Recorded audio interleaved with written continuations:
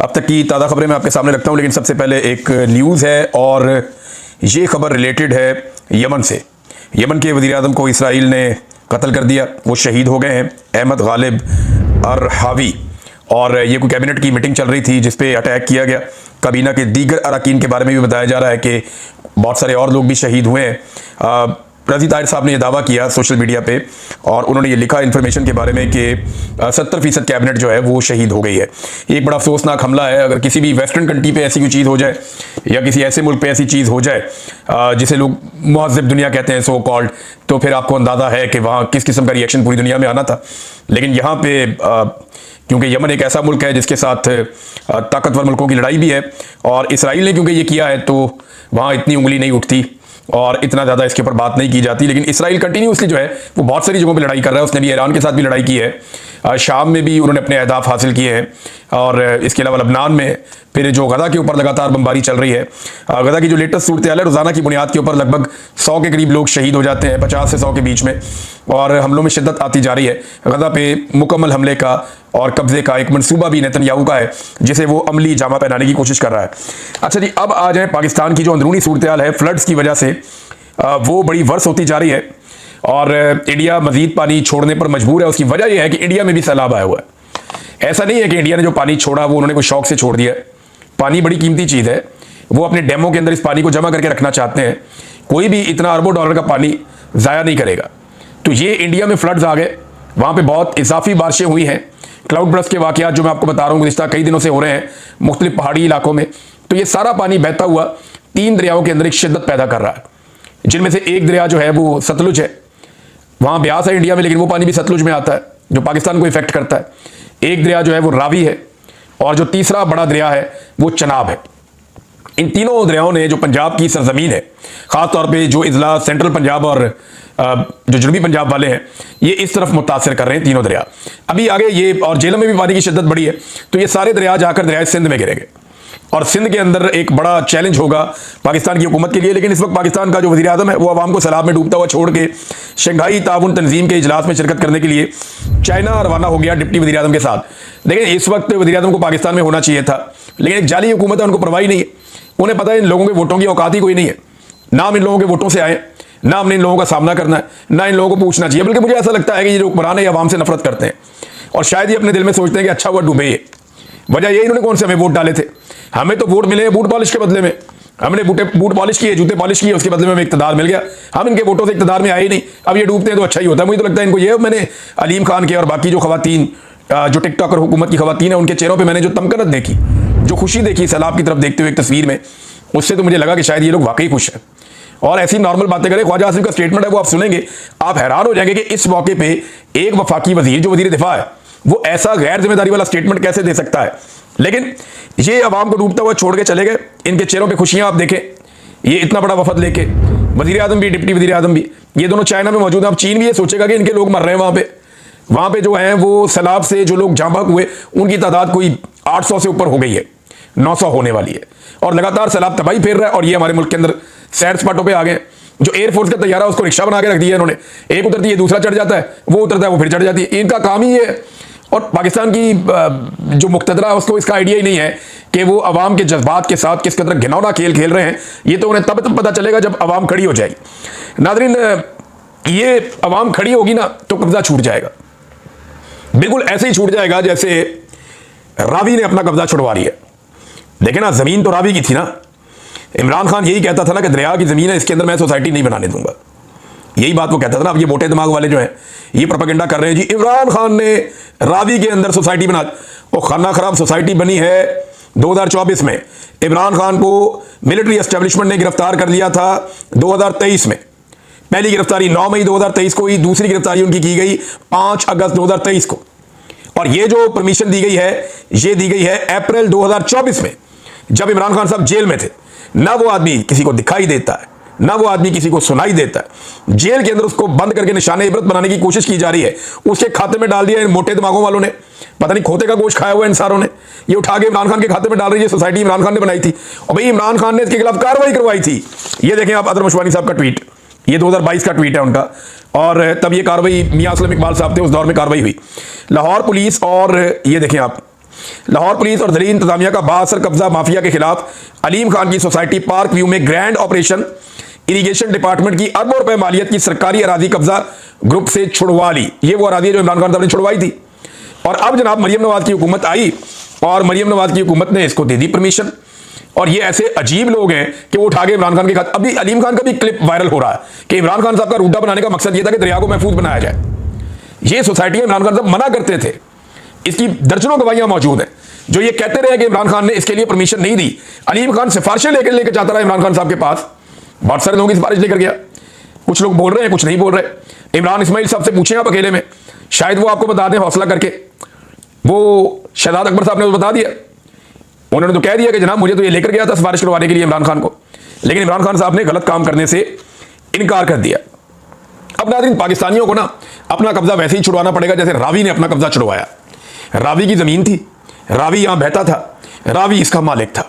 रावी आया ना, उसने कोई केस किया ना उसने किसी को आवाज दी, उसने अपने जोरे बाजू से अपनी जमीन छुड़ाई है। ये है मालिक का रवैया। तो जो रावी के वारिस है ना, उन्होंने भी अपनी जमीन छुड़वानी है, अपना इक़्तिदार वापस लेना है इस जाली हुकूमत से। इन टिकटॉकरों से उन्होंने जान छुड़ानी है। और अगर वो भागते रहेंगे, उनको लगेगा कोई और उनके लिए आकर ये करेगा, इंसानी हकूक़ की तंजीमें करेगी, मीडिया करेगा, मीडिया की चंद आवाज़ें करेगी, या जेल के अंदर बैठा हुआ इमरान खान करेगा, तो वो सारे कोशिश तो कर सकते हैं, लेकिन कब्जा उन्होंने खुद छुड़वाना है। जैसे रावी ने अपना कब्जा छुड़वाया ना, अपनी जमीन खाली करवाई है, जूतियां छट के नसे ने सारे, इसी तरह ये सारे लोग भी जूतियां छोड़ के भागेंगे पाकिस्तान से जब रावी के वारिस या पाकिस्तान के वारिस निकलेंगे और निकलकर अपनी जमीन पर अपना कब्जा वापस लेंगे।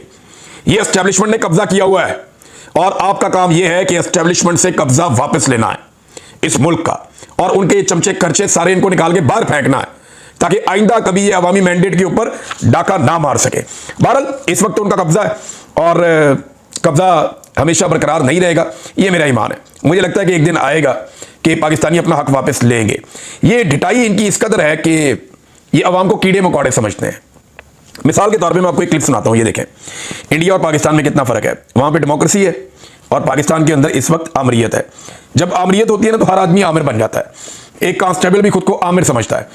इंडिया के अंदर पुलिस वाले का रवैया देखिए और पाकिस्तान में पुलिस वाले का रवैया देखिए, दोनों लोग बात किससे कर रहे हैं? सैलाब मुतासरीन से। वैसे बाद में कुछ लोगों ने इंडिया वाले को कॉपी करने की कोशिश की है और एक जाली वीडियो बना के कुछ लोग लगाने की कोशिश कर रहे हैं, लेकिन जो असल जो रवैया है उसका फर्क आप देखिए कि ये इंडिया के अंदर एक वहां की सरकारी ऑफिसर और उसके साथ जो है पुलिस ऑफिसर, ये अवाम से मुखातिब है उनके घर के बाहर खड़े होकर पानी में कि जनाब निकले यहां से, सैलाब का बड़ा रेला आ रहा है, आपके लिए मुसीबत हो जाएगी। ये जरा आप इनकी बातें सुनिए कि जिन्ने जी बच सकते हैं जी दा बचा ली, हुण जे पानी वध गया फिर ਆਪਾਂ ਕੀ ਕਰਾਂਗੇ? ਕੁਝ ਨਹੀਂ ਹੁੰਦਾ। ਸ਼ਾਮ ਦਾ ਟਾਈਮ ਹੋ ਜਾਣਾ, ਹਨੇਰਾ ਹੋ ਜਾਣਾ, ਫਿਰ ਸਾਡੇ ਤੋਂ ਆਇਆ ਵੀ ਨਹੀਂ ਜਾਣਾ। ਜੇ ਰਾਤ ਨੂੰ ਪਾਣੀ ਵਧ ਗਿਆ ਫਿਰ ਕੀ ਕਰਾਂਗੇ? ਕੁਛ ਕਰਨ ਜੋਗੇ ਨਹੀਂ ਰਵਾਂਗੇ। ਹਜੇ ਹੁਣ ਆਪ ਆਏ ਆ ਅਸੀਂ ਚੱਲ ਕੇ, ਤੁਹਾਡੇ ਵਾਸਤੇ ਹੀ ਆਏ ਆ, ਤੁਹਾਨੂੰ ਲੈਣ ਹੀ ਆਏ ਆ। ਆਜੋ। ਜਾਨ ਨਾਲ ਉੱਤੇ ਕੁਝ ਨਹੀਂ ਹੁੰਦਾ, ਜਾਨ ਬਾਜਣ ਦੀ ਬੰਦਾ ਸਭ ਕੁਝ ਬਣਾ ਲੈਂਦਾ ਹੈ। ਇੱਕ ਦੋ ਜੀ ਛੱਡ ਦੋ, ਕੋਈ ਗੱਲ ਨਹੀਂ, ਸਮਾਨ ਫੇਰ ਬਣ ਜਾਂਦਾ, ਕਿਤੇ ਨਹੀਂ ਜਾਂਦਾ। ਦੋ ਜੀ ਰਹਿ ਜਾਓ, ਤੁਸੀਂ ਰਹਿ ਜਾਓ, ਬਜ਼ੁਰਗ ਜਿਹੜੇ ਨੇ ਨਹੀਂ ਜਾਣਾ ਨਾ ਜਾਓ, ਮਾਤਾ ਭੈਣਾਂ ਆ ਜਾਓ ਤੁਸੀਂ ਸਾਡੇ ਨਾਲ। ਨਹੀਂ, ਸਾਨੂੰ ਮਾਤਾ ਭੈਣਾਂ, ਸਾਨੂੰ ਬੀਬੀਆਂ ਚਾਹੀਦੀਆਂ ਨੇ, ਬੀਬੀਆਂ ਆਓ।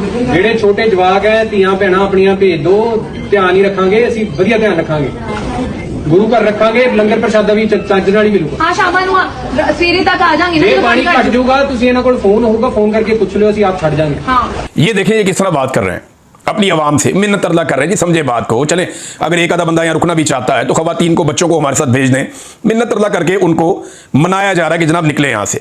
अब जरा सुने कि पाकिस्तान के अंदर ये पुलिस गई है लोगों को निकालने के लिए, इनका रवैया जरा आप देखें कि इनका रवैया आवाम के साथ क्या है। और ये देखें उसने क्योंकि जैकेट पहनी हुई है, वो जैकेट पहन के रेस्क्यू वाला लग रहा है जरा थोड़ा सा, जैकेट तो इंडियन से भी पहनी हुई है, लेकिन आप जरा इसका रवैया देखें आप। तीन तीन त्रै बैठियां, त्रै चाहिए, तू भी चाहिए अगे लग। माल भी लाया सारा। चवल आदमी तू, मैंने रेस्क्यू वाला समझो यार। सचो साहब है, सचो बाहर निकल के काट के ले आ, काट के ले आ। रवैया देखें आप उसका। वो कह रहा है जी चवल आदमी, तू मैंने रेस्क्यू वाला समझाया, मैं तो पुलिस वाला हूं, रेस्क्यू वाला तो जान बचाता है, मैं तो मुल्कुल मौत हूं, मैं तो जान निकाल देता हूं।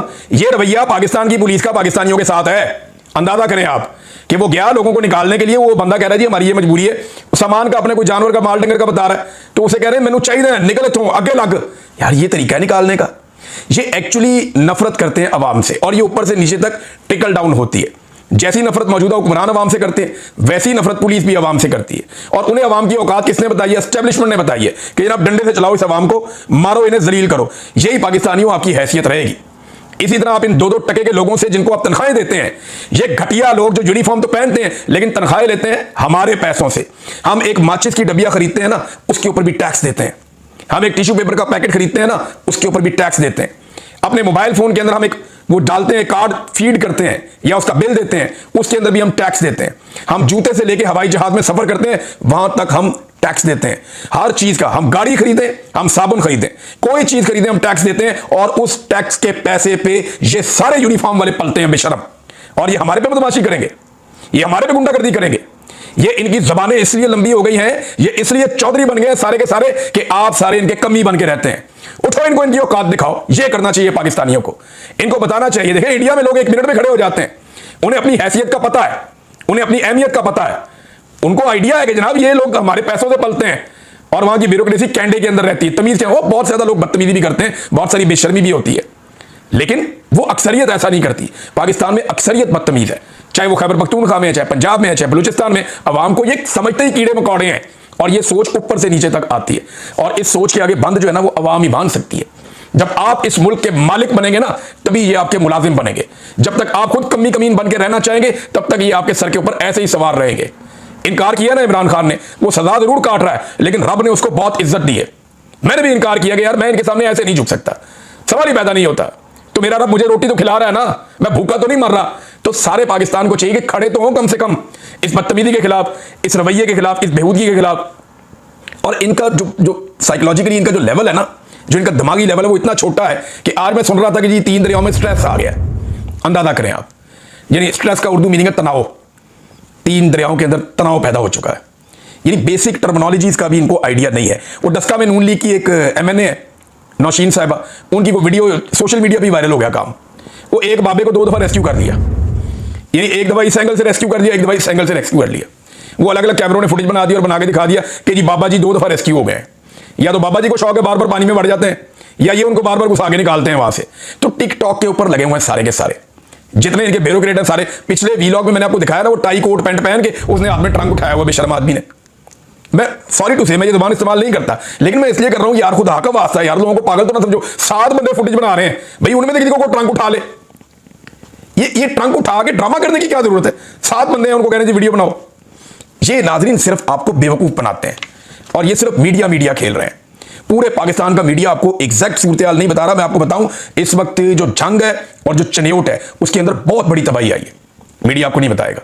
आपको एंगेज किया हुआ है मखसूस इलाकों में, जहां पे ये अपने चक्कर चुक्कर लगाते हैं। कभी जी मेट ऑफिस में पहुंच गए, कभी जनाब एक जाली कैंप बनाया, वहां पे जाके बैठ गए। वो जो जाली कैंप बनाया उसको जाते ही ताला लग गया। मरियम नवाज पहुंची, नून लीगियों से मिली, वहां से निकली, बाद में कैंप को ताला लग गया, कोई वहां पे मौजूद ही नहीं था। और वो कैंप जो है वो सैलाबी इलाकों से बहुत दूर था, वजीराबाद वाला। अब चनियोट के अंदर लगभग 150 के करीब मौजे हैं जो डूब गए, सारी फसलें तबाह हो गई हैं। जंग के अंदर जो है इस वक्त 411 गांव जंग के इलाके में डूबे हैं। अब मुझे आप ये बताएं कि इतने गांव तो कितनी जमीनें होंगी। और शिकायत पता क्या आ रही है यहां से, कि जो बड़े बड़े लोग हैं उनकी शुगर मिले, खासतौर पर रमजान शुगर मिल का तो लोगों ने नाम लिया, उनकी शुगर मिले बचाने के लिए बड़े बड़े लोगों की और बड़े बड़े जमींदारों और जागीरदारों की जमीनें और उनके बागात बचाने के लिए आम आदमी और गरीब की जमीनों को डुबोया जा रहा है और गलत जगहों से बंद तोड़े जा रहे हैं। ये सूरत हाल पाकिस्तान भर में हो रही है। मुल्तान खतरे में है, कसूर खतरे में है, और हुकूमत सो रही है। इनकी कैपेसिटी नहीं है, इनको इस बात की अकल ही नहीं है। वो जनाब शो करते हैं थोड़ी देर बाद जी पाकिस्तान की तारीख में पहली मर्तबा हमने ये कर दिया, पाकिस्तान की तारीख में सबसे पहली मर्तबा और सबसे बड़ा हमने ये कर दिया, यानी सबसे बड़ा रेस्क्यू ऑपरेशन हमने कर दिया। अभी तक रेस्क्यू किसको किया आपने? पाकिस्तान की तारीख का सबसे पहले जो है ना, हमने वो फुटेज बना ली ड्रोन से जनाब, इससे पहले किसी ने नहीं किया। पाकिस्तान की तारीख साथ इकदाम, और भाई तारीख आपने सिर्फ एक बनाई है। पाकिस्तान की तारीख का सबसे बड़ा इलेक्शन का डाका आपने मारा है। पाकिस्तान की तारीख का सबसे पहले जो आप लोगों ने एक जाली हुकूमत बनाने का रिकॉर्ड कायम किया है, मुकम्मल जाली हुकूमती निजाम आपने कायम किया है। और पाकिस्तान की तारीख में तारीख साज बूट पॉलिश आपने की है। इसके अलावा आपने कोई तारीखी काम नहीं किया। बूट पॉलिश आपने तारीखी की है, धांधली आपने तारीखी की है, जाली हुकूमत आपने पहली मरतबा इतनी बड़ी बनाई है कि इससे पहले कभी किसी ने बनाई थी। ये हैं आपके तारीख साथ इकदाम। वो टिकटॉकर कहती है जी ये भी पहली दफा किया हमने, वो भी पहली दफा किया हमने। ख्वाजा आसिफ का स्टेटमेंट देखें आप, ये सारे के सारे जो है ना वो नमूने हैं, और एक ऐसे अजीबो गरीब लोग हैं। मैं पहले ये स्टेटमेंट मैंने एक जगह पढ़ा तो मुझे यकीन ही नहीं आया, बाद में मुझे लगा कि शायद ये एडिटेड है, ऐसा वो कह नहीं सकते। फिर मैंने siyaset.pk के ऊपर ये लिखा हुआ देखा तो मुझे लगा कि यार वो लोग तो तहकीक करते हैं, अब लिखा हुआ क्या है, ये आप देखें, लोगों को ये पानी घर ले जाकर जमा कर देना चाहिए, किसी हमाम या टब में डाल लेना चाहिए। इस पानी को नेमत समझें और घर में जमा कर लें। इस पानी को हमें ब्लेसिंग की शक्ल देनी चाहिए। बड़े डैम बनने में 10-10 साल लग सकते हैं। ख्वाजा आसिफ का आवाम को मशवरा, 40 साल हो गए हैं इनको इस इक़्तिदार के अंदर, इस शरीफ खानदान को। इनको इमरान खान के 3 साल का तो हिसाब लेना, जिसमें से 1.5 साल तो कोरोना वायरस था, और उसने उस 3 साल के अंदर वो काम किए जो पाकिस्तान की तारीख में पहले कभी नहीं हुए। उससे लेना 3 साल का हिसाब, अपने 40 साल का इन्होंने हिसाब नहीं देना। 6 इनके घर से वज़ीर आला 6 दफ़ा आए हैं, 5 दफ़ा इनके घर से जो वज़ीर आज़म आए हैं। और इन्होंने कौन सा डैम बनाया, बताएं ना, किसी एक डैम का नाम बताएं कि ये बड़ा डैम जनाब हमारे खानदान ने बना दिया पाकिस्तान में। टके का काम इन लोगों ने नहीं किया और बातें इनकी आप सुने। ये एक और कारनामा नाज़रीन चेक करें, ये इंतहाई अफसोसनाक है। मैं आपको लोगों की जुबान से ही सुनाता हूँ। ये आगा शेख सरवर साहब ने ये वीडियो शेयर की है, इंतहाई तकलीफ दे है। नहीं, मुझे अजीब लगता है कि ये चीज़ें पाकिस्तान की तारीख में ये पहली दफ़ा हो रही हैं। चीज़ें जो ये कर रहे हैं, जो ये क्लेम करते हैं, वो तो नहीं हो रही, ये पहली दफ़ा हो रही हैं चीज़ें पाकिस्तान की तारीख में, कि वो कहते हैं कि जनाब अगर आपने राशन बांटना है या गरीबों की मदद करनी है तो राशन के ऊपर मरियम नवाज की फोटो लगाकर लाएं तो बांटने देंगे, वरना हम नहीं बांटने देंगे। ये इंतजामिया और पुलिस कर रही है लोगों के साथ जो लेकर गए। ये सुने जरा क्या कहा उन्होंने, ये इनकी बात सुने जरा, ये सुने। तो इन लोगों ने हमें लोगों तक सामान पहुंचाने से जो है वो रोक दिया, और जब हमने उनसे पूछा कि क्या वजह है, आपने हमें सामान क्यों नहीं देने दे रहे, तो उन्होंने कहा जी हमें पीछे से ऑर्डर है कि जब तक यहाँ तो आप इसके ऊपर मरियम की तस्वीर लगाएं तो फिर हम आपको देने देंगे, तो जिसकी वजह से फिर हम सामान मजबूरन वापस लेते हैं। आपने मरियम की तस्वीर क्यों नहीं लगाई, लगा लेते तस्वीर। लेकिन ये लोग जो है पता नहीं क्या चाहते हैं, इनको इन हालात में भी अपनी सियासत और इस तरह की झूठी मकारियों में पड़े हुए हैं कि लोगों को हेल्प की जरूरत। ये आप वो बता रहे हैं जनाब कि मरियम की फोटो जो है उनकी शर्त है कि वो फोटो लगाओगे।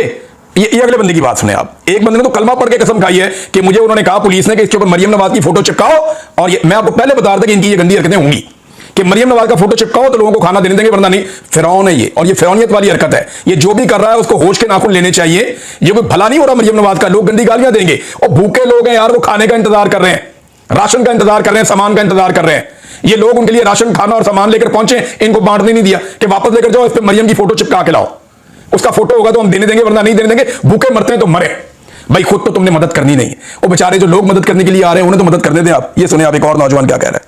इस वक्त आपने क्या देखा, क्या हुआ, थोड़ा समझ बताइए। हम सामान देने गए थे, वहाँ पे पीरा फोर्स आ गई। उसके बाद पीरा फोर्स ने हमें सामान नहीं देने दिया। उसके बाद वहाँ से उसके बाद बात करवाई उन्होंने किसी से। उसके बाद उसने भी मना कर दिया कि सामान बिल्कुल भी नहीं देना आपने, अगर देना भी है तो मरियम नवाज की तस्वीर वगैरह लगा के दें इसके ऊपर।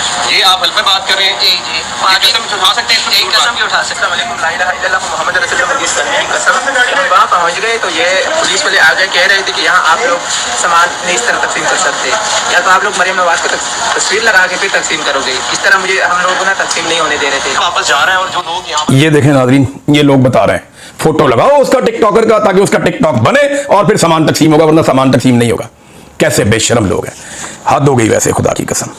मुझे बहुत तकलीफ हो रही है ये बात करते हुए कि यार भूखे लोग बैठे हैं, खाने का इंतजार कर रहे हैं, उनके सामने से खाना सिर्फ इसलिए वापस जा रहा है कि इसके ऊपर मरियम नवाज का फोटो नहीं है।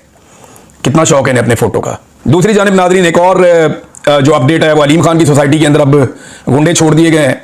वो अब सोशल मीडिया वालों को मारते हैं, धक्के मारते हैं, उनसे मोबाइल फ़ोन छीनते हैं, और जो भी वहाँ पे कवरेज के लिए जाता है उसको तकलीफ पहुंचाई जाती है। लोगों को हरासा किया जा रहा है कि जो पार्क व्यू सोसाइटी है जो डूब गई है दरिया वाला, उसका पूरा हिस्सा, वो सोसाइटी जो है वो उसकी विजुअल ना दिखाए जाए या आवाम को ना बताया जाए कि सोसाइटी का बेड़ा गर्क हो गया और अलीम खान ने झूठ बोला। एक चीज़ सोचें आप जरा। चलें बाकी बातें तो बाद में करते हैं, जो गुंडागर्दी कर रहे हैं उस पर तो हम बात कर लेंगे। अब तो आवाम को बाइकआउट ही कर देना चाहिए पार्क व्यू को। अब आइंदा किसी को नहीं चाहिए कि वहाँ प्लॉट बनाए, घर बनाए, और बहुत जगह जाके कहीं और बना लें। आप बाइकआउट करेंगे, ज़मीन पर उतरेगा, इसकी बदमाशी निकल जाएगी। मेरा सवाल यह है कि जो आदमी इतना साफ झूठ बोल रहा है कि सामने पानी खड़ा हुआ नजर आ रहा है और कह रहा नहीं है, यानी दिन के टाइम खड़ा होकर कह रहा है जी मुझे तो दिन नजर ही नहीं आ रहा, सामने पानी खड़ा हुआ है, ड्रोन चल रहे हैं, हर तरफ पानी नजर आ रहा है खड़ा हुआ, घर डूब गए, लोग बता रहे हैं सामान हमारा रुड़ गया, और वो आदमी खड़ा होकर कह रहा है जी कोई भी नहीं हुआ, एक भी पानी नहीं टूटा, जरा भी पानी नहीं आया, एक भी नकल मकानी नहीं हुई, और सारी रात लोग वहां से नकल। जो आदमी इतना सफेद झूठ बोल सकता है, उसने इमरान खान के बारे में कितने बड़े बड़े झूठ बोले होंगे। तो अल्लाह ताला ऐसे लोगों को बेनकाब कर देता है। और मैंने ये देखा है कि इमरान खान के दुश्मन एक एक करके नंगे हुए हैं, और ऐसे नंगे हुए हैं कि अवाम के सामने उनका सब कुछ ही खुलकर नजर आ गया। अब तक के लिए इतनी, अपना ख्याल रखिएगा, अपने चैनल का भी। अल्लाह हाफ़िज़।